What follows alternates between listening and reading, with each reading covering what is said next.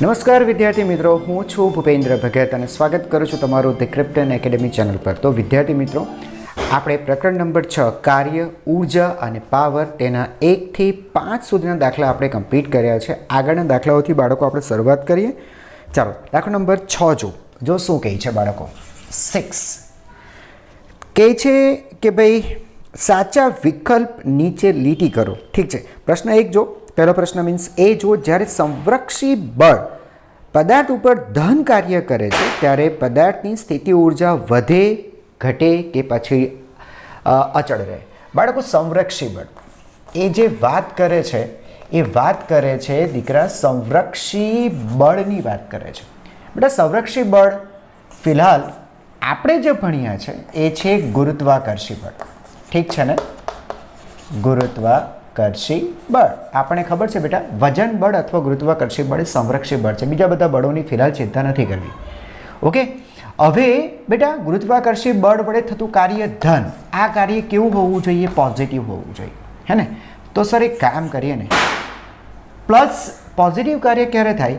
પદાર્થ ઉપર બળ લગાડતા પદાર્થ જો બળની દિશામાં જ સ્થાનાંતર કરે. જો બાળકો, આપણે પદાર્થને સિમ્પલ મુક્ત પતન કરાવી દો. આ જમીન, હે ને? જો બાળકો ધ્યાનથી સાંભળો, આ બેટા જમીન, તમે અમુક ઊંચાઈએથી કોઈ ઊંચાઈથી પદાર્થને તમે મુક્ત કરો છો તો તમે સમજાય છે ગુરુત્વાકર્ષણ બળને કારણે તે વસ્તુ જમીન તરફ ગતિ કરશે. ક્લિયર છે? ઓકે, તો અહીંયા જે દિશામાં બળ લાગે છે તે દિશામાં જ પદાર્થ સ્થાનાંતર કરે છે અને આ બળ એ સંરક્ષી બળ છે. ગુરુત્વાકર્ષી બળ એ સંરક્ષી બળ છે. તો કાર્ય કેવું થયું બેટા? પ્લસ, કારણ કે તમે સમજો છો θ 0 ડિગ્રી. ત્યાં ખબર છે ને બેટા, બળ અને સ્થાનાંતર બંને એક જ દિશામાં છે અને આવી પરિસ્થિતિમાં તમને જે કાર્ય મળશે એ કાર્ય ધન જ મળશે. સમજાય છે? હવે જ્યાં સુધી વાત સ્થિતિ ઉર્જાની છે, તમને ખબર છે ગુરુત્વીય સ્થિતિ ઉર્જા આ ચેપ્ટરમાં બેટા તમે લોકો ભણ્યા છે. ગુરુત્વીય સ્થિતિ ઉર્જા બાળકો, ગુરુત્વીય સ્થિતિ ઉર્જા U is equal to mgh. તમે લોકો શીખ્યા છો બાળકો આ રીતે કે પદાર્થનું વજન બળ અને કોઈ સંદર્ભ સપાટીથી ઊંચાઈ, આ જમીને આપણી સંદર્ભ સપાટી થઈ, હે ને? તો સંદર્ભ સપાટીથી તેની ઊંચાઈના ગુણાકારને સ્થિતિ ઉર્જા કહે છે. તો mgh, રાઈટ છે બાળકો? હવે સમજો બેટા, પદાર્થ જેમ જેમ નીચે આવતું જશે, હે ને, તેમ તેમ આ જે ઊંચાઈ છે એ ઊંચાઈ ઘટશે અને એ ઘટશે એટલે પરિણામે સ્થિતિ ઉર્જા ઘટશે. એટલે તમે સમજી ગયા છો કે કાર્ય જ્યારે ધન હોય, કાર્ય જ્યારે ગુરુત્વાકર્ષી બળ અથવા સંરક્ષી બળ વડે થતું કાર્ય ધન હોય ત્યારે સ્થિતિ ઉર્જા ઘટે છે. બોલો, ક્લિયર થઈ ગયું? વસ્તુ સમજાઈ ગઈ આખી?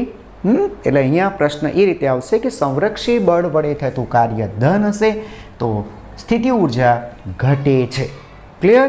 બી જોઈએ શું કહે છે. બીજો, પદાર્થ વડે ઘર્ષણ વિરુદ્ધ થયેલું કાર્ય હંમેશા તેની ગતિ ઉર્જા અથવા સ્થિતિ ઉર્જાના ઘટાડાના પરિણામ. ઓકે, સમજો બેટા, આપણે સાયકલિંગ કરતા હોઈએ. ચાલો જરા જોજો.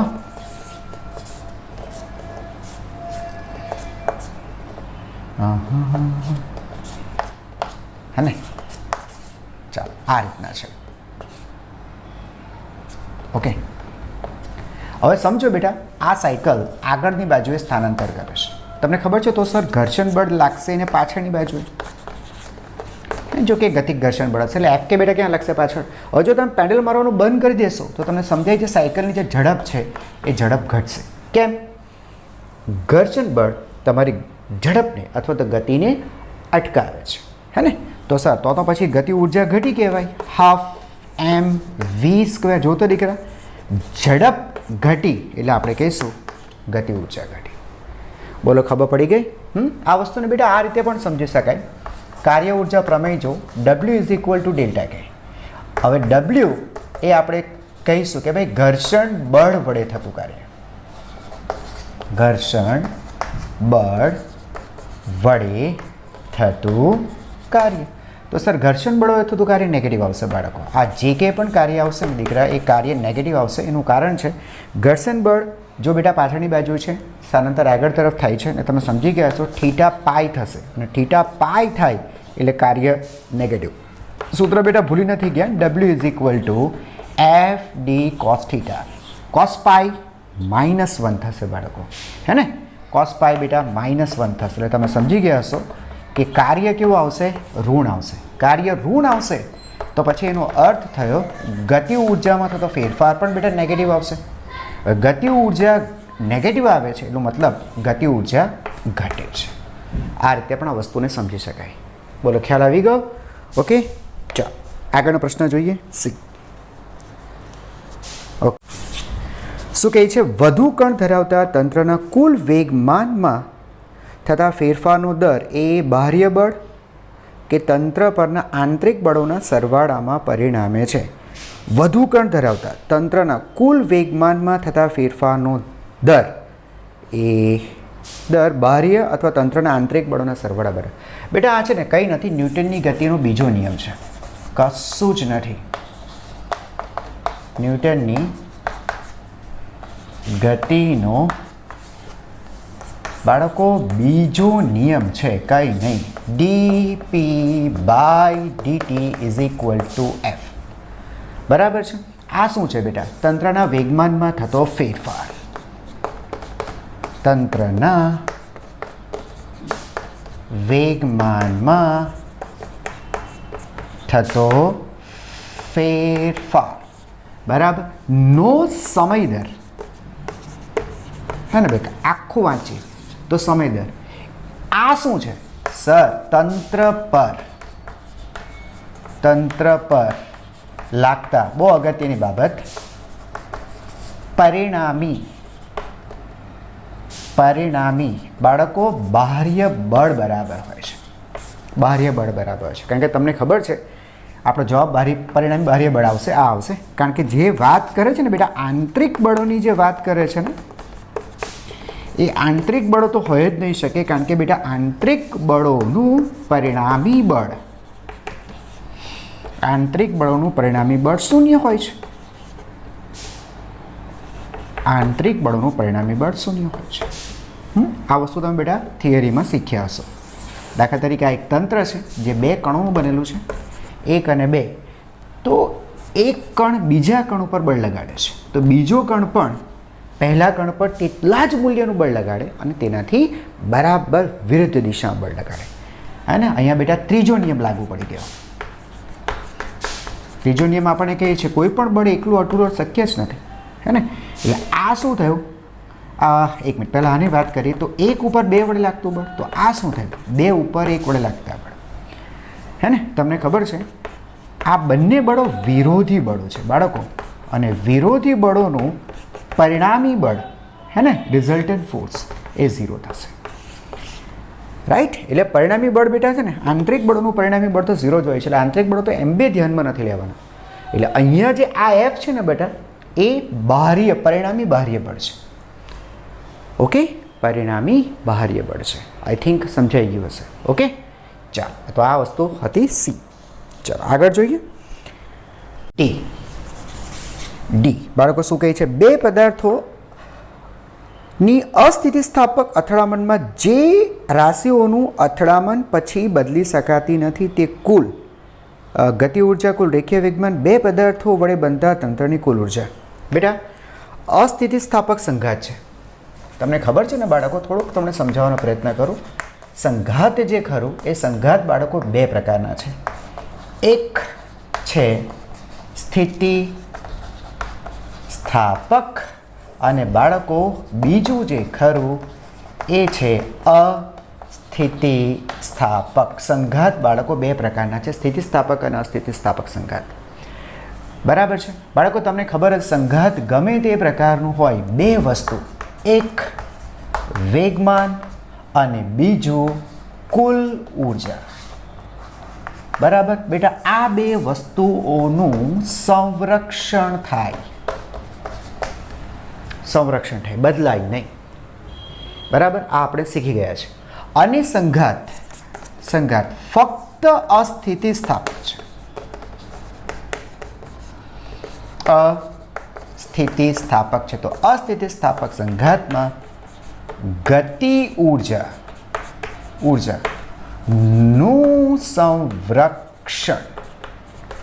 સંરક્ષણ થતું નથી. યાદ રાખો. બરાબર છે. એટલે કહેવાનો મતલબ એમ કે અંતિમ ગતિ ઉર્જા KF ઓલવેઝ લેસ ધેન, બાળકો યાદ રાખવાનું છે, KI. આ બહુ અગત્યનું પરિણામ છે, ખૂબ જ અગત્યનું પરિણામ છે.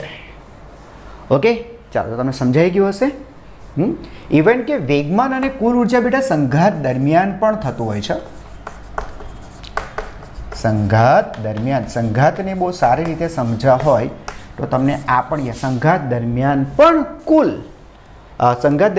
કુલ ઉર્જા અને તંત્રની કુલ વેગમાન સંરક્ષણ થાય. સંઘાત દરમિયાન પણ સમજાઈ ગયું. અને અસ્થિતિસ્થાપક સંઘાત પછીની ગતિ ઉર્જા હંમેશા સંઘાત પહેલાંની ગતિ ઉર્જા કરતાં ઓછી જ હોય. બરાબર છે. એનું કારણ છે, યાદ રાખો, સંઘાત દરમિયાન જે કુલ ગતિ ઉર્જા છે, તમારી પાસે જે કુલ ગતિ ઉર્જા છે, એ ગતિ ઉર્જાનું આંતરિક ઉર્જામાં રૂપાંતર થતું હોય છે. બાળકો થોડીક વસ્તુ યાદ રાખજો. Okay, clear? તો આની સાથે બેટા છઠ્ઠો પ્રશ્ન તમારો પૂરો થાય છે. હવે આપણે જો દીકરા શું કહે છે, આપેલું વિધાન સાચું છે કે ખોટું, અને તે તમારા જવાબ માટે કારણ પણ આપો. ઠીક છે, પહેલો પ્રશ્ન જો શું કહે છે. શું કહે છે દીકરા?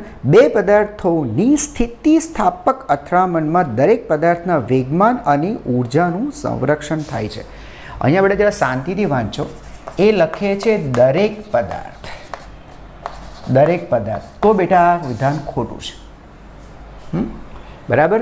જો તમે લોકો છે ને બેટા રાસાયણિક બોમ્બનું એક્ઝામ્પલ તમે શીખ્યા હશે.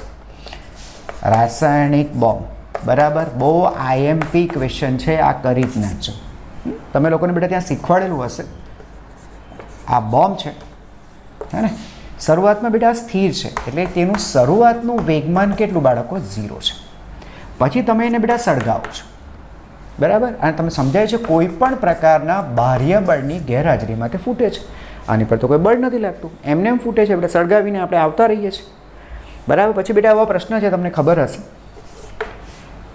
કે ફૂટ્યા પછી તેના ટુકડા થાય છે. સમજો 3 ટુકડા થાય છે, 2 ટુકડા, આ પહેલો અને બીજો ટુકડો, 2 ટુકડા પરસ્પર વિરુદ્ધ દિશામાં ગતિ કરે છે, બરાબર. એટલે સંઘાત પછી પહેલા ટુકડાને વેગમાન છે, સંઘાત પછી મીન ફૂટ્યા પછી, સંઘાત નહીં, એમ વેરી સોરી, ફૂટ્યા બાદ આ બીજા પદાર્થને પણ વેગમાન છે. તો ત્રીજો ટુકડો, સમજો આ ત્રીજો ટુકડો એ આ દિશામાં કહે તો એને પણ વેગમાન છે, બરાબર. તમને લોકોને ખબર હશે, તમને લોકોને એમ પૂછ્યું છે ત્રીજો ટુકડો કેટલા વેગથી કઈ દિશામાં ગતિ કરશે. દાખલો ખૂબ અગત્યનો છે બાળકો, કરી જ નાખજો. અચ્છા, તો શરૂઆતમાં તેનું વેગમાન 0 છે, બળ નથી લાગતું, તો બેટા તેનું અંતે વેગમાન પણ 0 જ હોવું જોઈએ. અંતે વેગમાન 0 હોવું જોઈએ. પણ આ અંતે વેગમાન એટલે તમને સમજ પડે બેટા, આખા તંત્રનું વેગમાન. તંત્ર એટલે બરાબર છે આખા બોમ્બનું વેગમાન. વાતમાં ખબર પડે દીકરા? આખા બોમ્બ, ટુકડાઓની.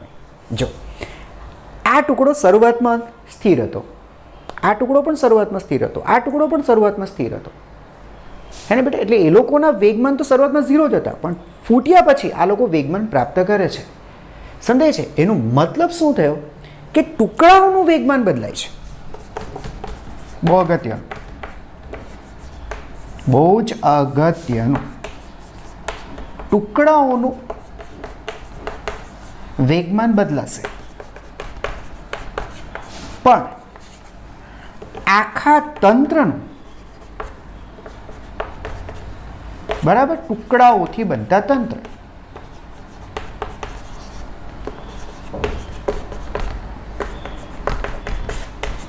નું કુલ વેગમાન અચળ જ રહે છે.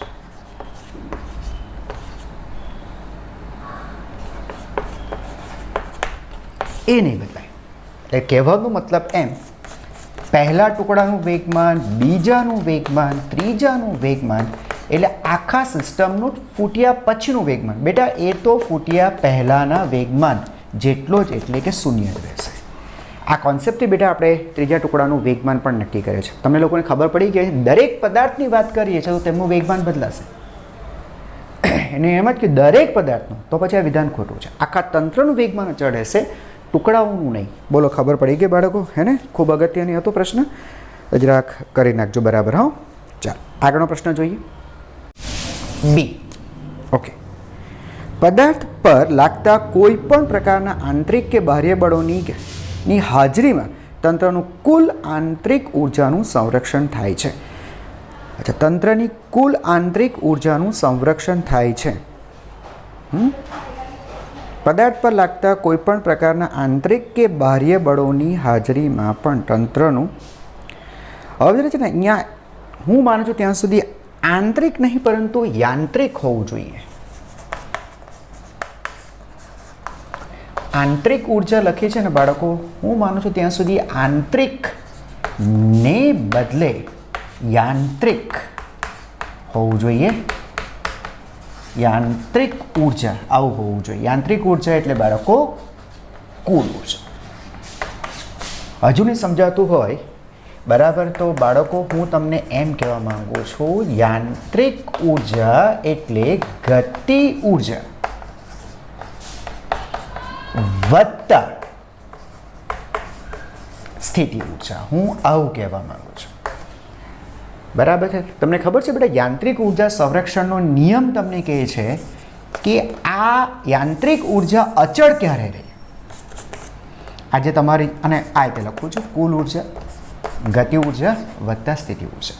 તો આ છે ને બેટા, એ અચળ ક્યારે રહે, બદલાશે નહીં. અચળ ક્યારે રહે એના માટે તંત્ર અલગ કરેલું હોવું જોઈએ. તંત્ર અલગ કરેલું હોવું જરૂરી છે. હવે તમે કહેશો સર અલગ કરેલું તંત્ર એટલે શું? બાળકો, અલગ કરેલું તંત્ર એનું મતલબ કે તંત્ર પર બહારથી કોઈ બળ લાગવું નહીં જોઈએ. બહારથી કોઈ બળ ન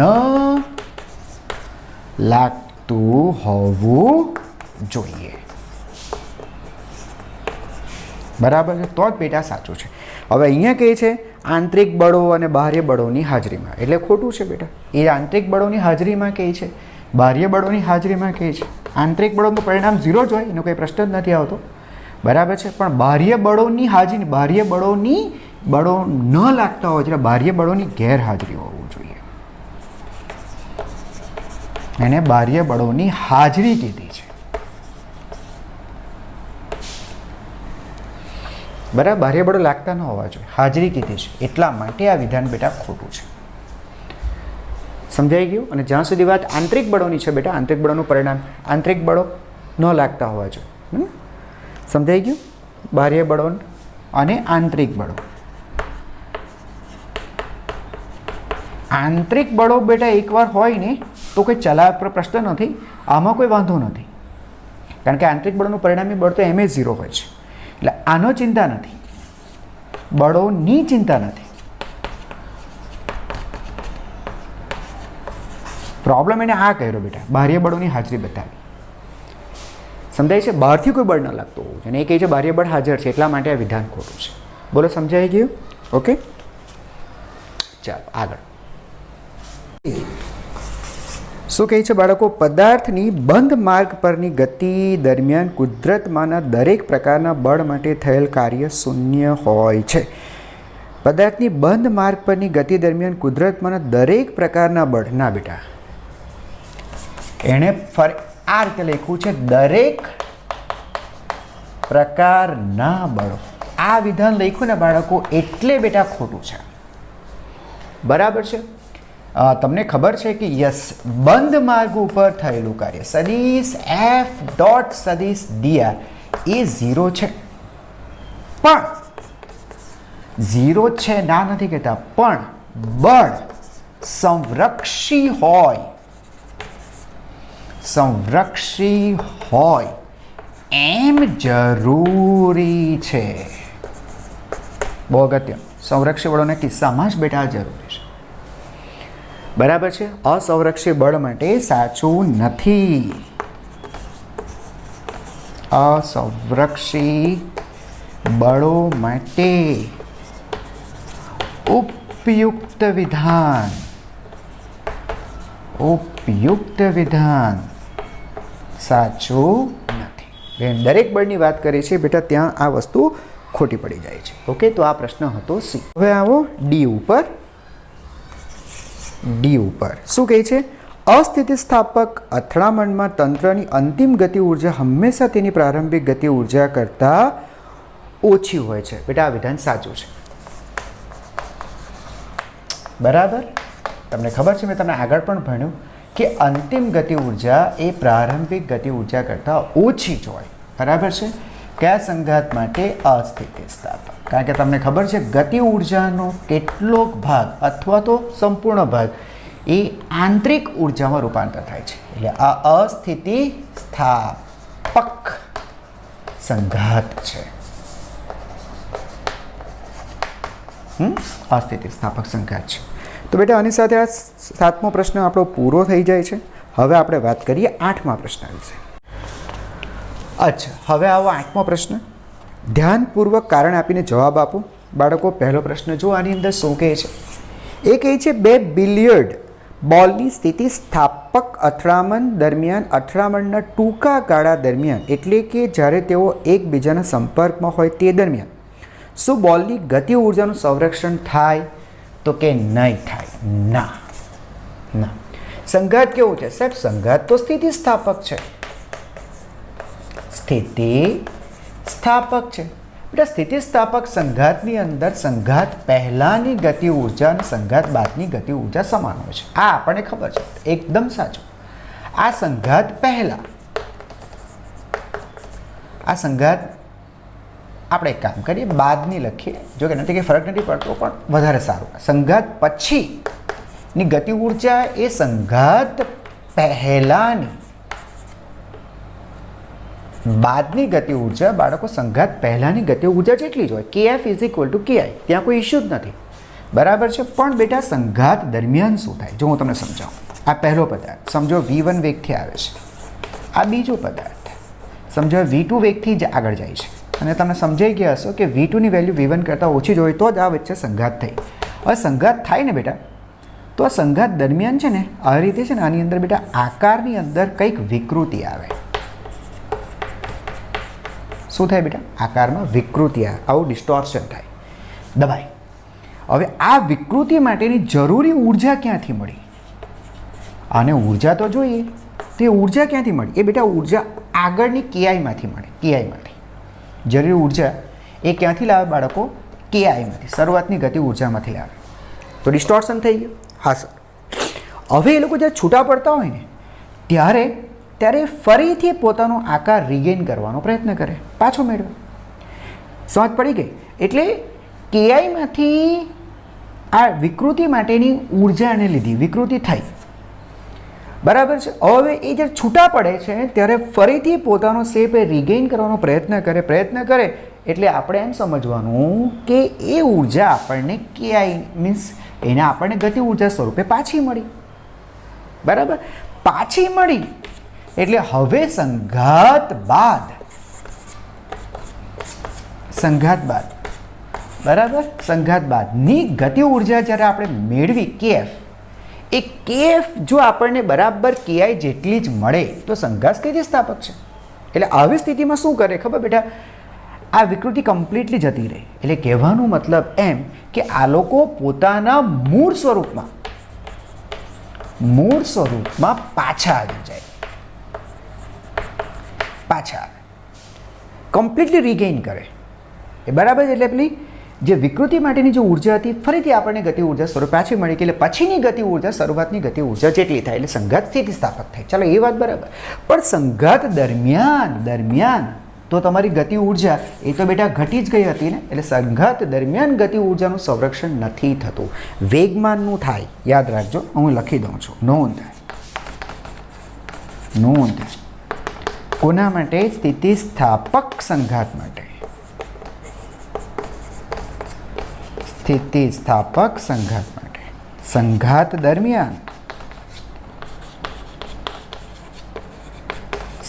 દરમિયાન વેગમાનનું સંરક્ષણ થાય.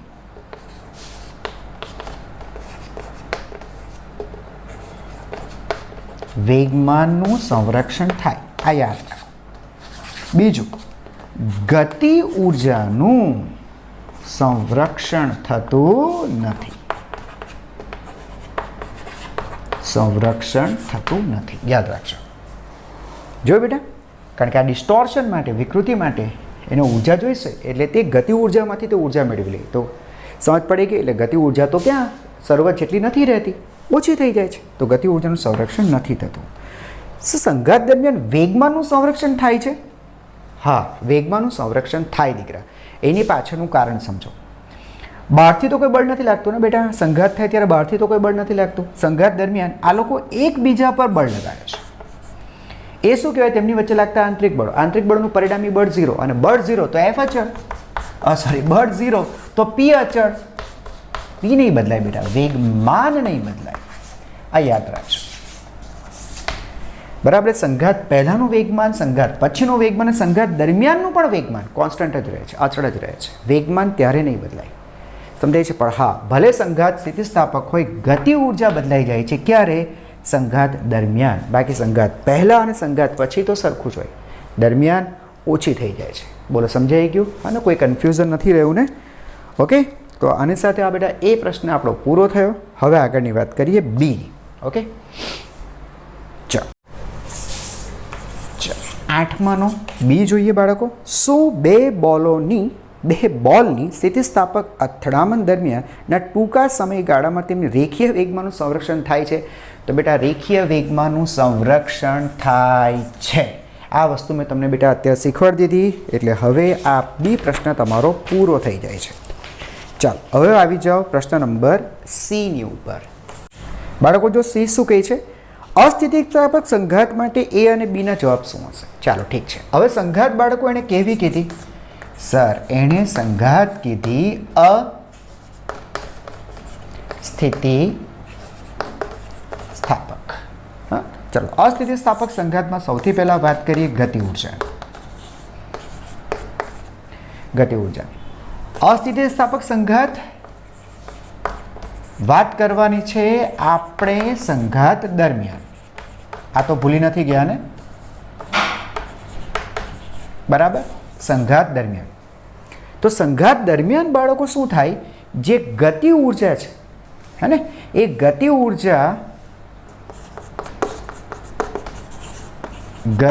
ઉર્જાનો કેટલોક અથવા બધો ભાગ,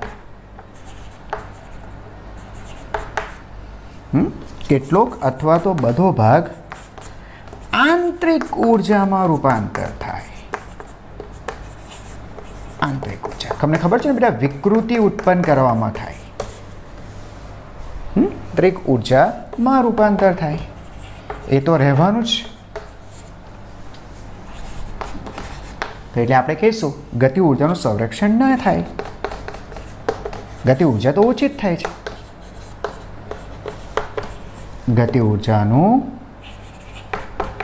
સંરક્ષણ થતું નથી. ગુડ.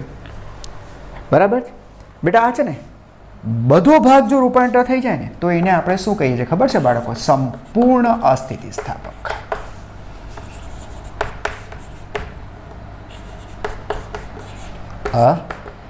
અસ્થિતિસ્થાપક. બરાબર. અને બીજી રાશિ એ કુલ વેગમાનની. કુલ વેગમાન. તો બેટા કુલ વેગમાનનું સંરક્ષણ તો થશે જ. ઓકે, સંરક્ષણ થાય જ. બરાબર. કુલ વેગમાનનું સંરક્ષણ બેટા થાય જ. ઓકે, કારણ કે બહારથી બળ લાગતું નથી અને આંતરિક બળનું પરિણામી બળ 0 હોય છે. બરાબર. એટલે મેં તમને આગળ પણ શીખવાડ્યું બાળકો, બળ 0 તો P બાળકો અચળ જ રહેવાનું. ખ્યાલ આવી ગયો? ઠીક છે. તો આ હતો C. ચાલો બાળકો, હવે D જોઈએ. જો બે બિલિયર્ડ બોલની સ્થિતિ ઉર્જા તેમના કેન્દ્ર વચ્ચેના અંતર પર આધાર રાખતી હોય તો આ અથડામણ સ્થિતિસ્થાપક કે અસ્થિતિસ્થાપક? બેટા, જ્યાં સુધી બિલિયર્ડ્સ બોલની વાત છે ને, બિલિયર્ડ બોલની વાત છે ને બેટા, તમને ખબર છે બિલિયર્ડ બોલના કિસ્સામાં એની અંદર લગભગ કોઈ વિકૃતિ નથી આવતી. સંઘાત દરમિયાન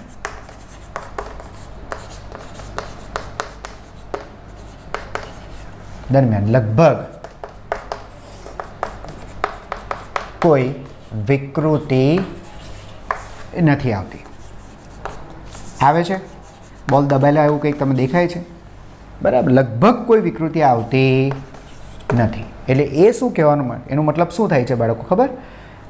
કે અંતે તમારી જે ગતિ ઉર્જા છે એ લગભગ તમને શરૂઆતની ગતિ ઉર્જા જેટલી જ તમને મળવાની. બરાબર છે. જો આવું બને તો એ સંઘાત કેવું હોય બેટા? સ્થિતિસ્થાપક જ હોય.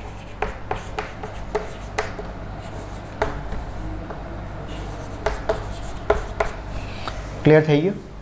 બિલિયર્ડ બોર્ડમાં તો તમને ખ્યાલ આવી ગયો, એમાં કંઈ હોતું નથી, એમાં કોઈ વિકૃતિ, લગભગ કોઈ વિકૃતિ નથી આવતી બેટા, હે ને? એટલે એ સંઘાત સ્થિતિસ્થાપક છે. ચાલો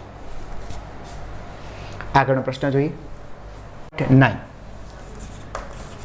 6.9 શું કહે છે? જો પ્રારંભમાં એક પદાર્થ સ્થિર છે, ઓકે ફાઇન, તેનો પ્રારંભિક વેગ બાળકો 0, તે એક પરિમાણમાં અચળ પ્રવેગથી ગતિ કરે છે. ચાલો ઠીક છે, તો અચળ પ્રવેગી ગતિ કરે છે. ટી સમયના અંતે તેનો પાવર કોના સમપ્રમાણમાં હશે? એટલે કહેવાનો મતલબ પાવરનો સમય સાથેનો સંબંધ બેટા લાવવાનો છે, કારણ કે ઓપ્શનો બધા સમય તમને આપેલા છે.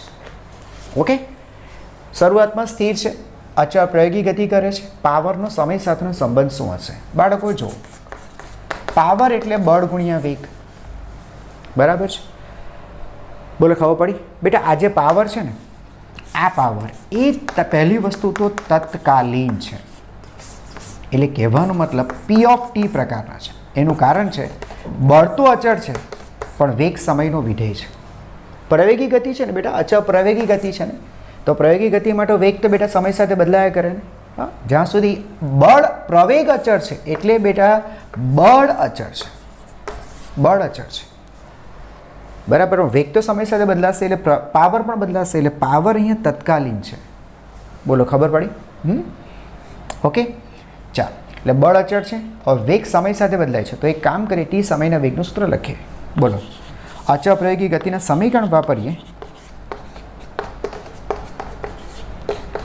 અચળ પ્રયોગી ગતિના સમીકરણ વાપરીએ તો લખાય બેટા v = v0 + at. પ્રારંભિક વેગ તો બાળકો 0 જ છે, એટલે લખી શકાશે v = at, હે ને? તો 0 જ છે. Therefore p = f * v of t ની જગ્યાએ આપણે લખાશે a * t, બરાબર. હવે તમે સમજો છો બેટા, બળ અને પ્રવેગ બંને અચળ છે, બળ પણ અચળ છે, પ્રવેગ પણ અચળ છે. તો આ બંને રાશિ દીકરા અચળ હોય તો પાવર ચલે છે t. આ તેનો સંબંધ. એકદમ સિમ્પલ એક્ઝામ્પલ હતું. પાવર એ સમયના સમપ્રમાણમાં હોય છે. ઓકે, તો આ 6.9 કમ્પ્લીટ થયું. ચાલો 6.10 ચાલો જો એક પદાર્થ અચળ પાવરથી, એટલે પાવર જે ખરા બાળકો એ પાવર અચળ છે, ઠીક છે, એક દિશામાં ગતિ કરે છે.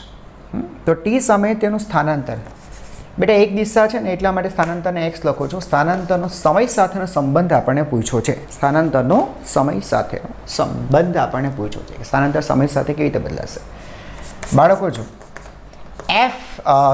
પાવર p = બળ ગુણ્યા વેગ. પણ બેટા આ સૂત્ર ત્યારે જ સાચું છે જ્યારે અચળ પ્રવેગી ગતિ હોય તો. એટલે હું માનું છું ત્યાં સુધી તેને અચળ પ્રવેગી ગતિ એમ કહેવાની જરૂર હતી, બરાબર છે? જો બેટા તમને ખબર હોય તો આપણે આ રીતે ચલાવીએ છીએ. p = dw/dt. કાર્ય કરવાનો સમય દર એટલે બેટા એને પાવર કહેવાય, સમજાતું હશે, બરાબર. પછી બેટા કાર્યની જગ્યાએ આપણે લખીએ છીએ બળ ગુણ્યા સ્થાનાંતર. અને જો એક જ દિશામાં ગતિ થતી હોય તો બાળકો એમ જ લખાય ને, બળ ગુણ્યા સ્થાનાંતર. પદાર્થ પર બળ લાગતા પદાર્થ બળની દિશામાં જ સ્થાનાંતર કરે છે, તો f.d ને બદલે તમે f × x પણ લખી શકો. આ બધી વસ્તુ બેટા તમે સમજાતી હશે. હવે બેટા બળ અચળ છે કારણ કે અચળ પ્રવેગી ગતિ છે, પ્રવેગ અચળ છે, પ્રવેગ અચળ છે, ધેટ મીન્સ બળ અચળ છે દીકરા, હે ને? તો બળ અચળ છે એટલે બહાર કાઢો છો અને d/dt ઓફ x, જેને તમે બેટા v કહો છો. સમજ પડે છે? એટલે અચળ પ્રવેગી ગતિ હોય તો જ બેટા સૂત્ર સાચું છે. આ છે. તો આમાંથી અચળ જે પ્રવેગ છે બેટા કાઢી લો ને, કેટલો પ્રવેગ છે તે કાઢી લો બેટા.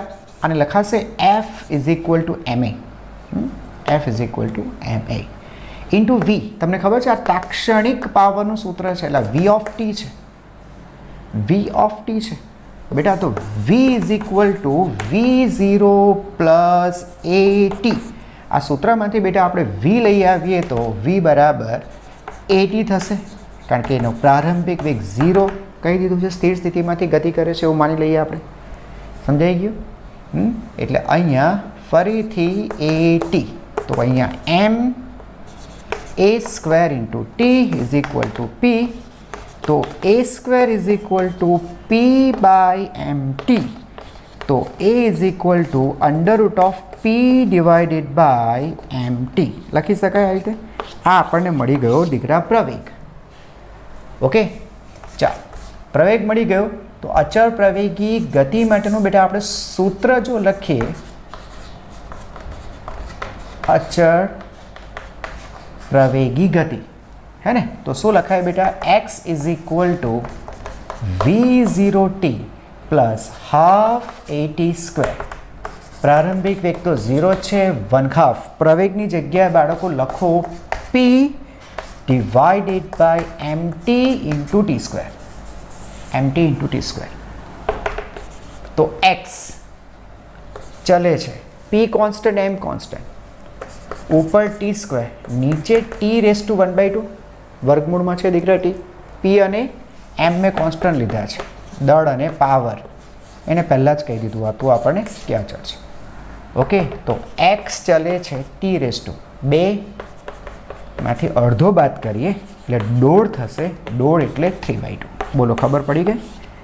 x ચલે છે t⁻1/3. ફરીથી p = f × v. આ સૂત્ર આપણે ક્યારે સાચું છે? અચળ પ્રવેગી ગતિ કરીએ તો જ. હા, તો v અંતિમ વેગનું સૂત્ર v0 + at. v0 અથવા v0 પ્રારંભિક વેગ 0 લઈ લો એટલે at થયો. vની જગ્યાએ લખો બેટા at, એટલે અહીંયા a² થશે, a² ને કરતા બનાવો, a મળી ગયો. અને પછી અચળ પ્રવેગી ગતિમાં સ્થાનાંતરનું જે સૂત્ર છે એ સૂત્ર મૂકો, પ્રારંભિક વેગ 0 મૂકો, હાફ a ની કિંમત મૂકો t². અહીંયા p અને m કોન્સ્ટન્ટ છે, x ચલે છે t²/t⁻1/2, બરાબર છે. 2 - 1/2 એટલે 3/2. ખ્યાલ આવી ગયો? બસ, તો આની સાથે આપણે બીજા 5 પ્રશ્ન બેટા અહીંયા કમ્પ્લીટ કર્યા. નેક્સ્ટ વિડીયોની અંદર આનાથી આપણે આગળ જઈશું. ઓકે, તો નવા વિડીયો ફરીથી મળશું. ત્યાં સુધી keep learning and thank you for watching.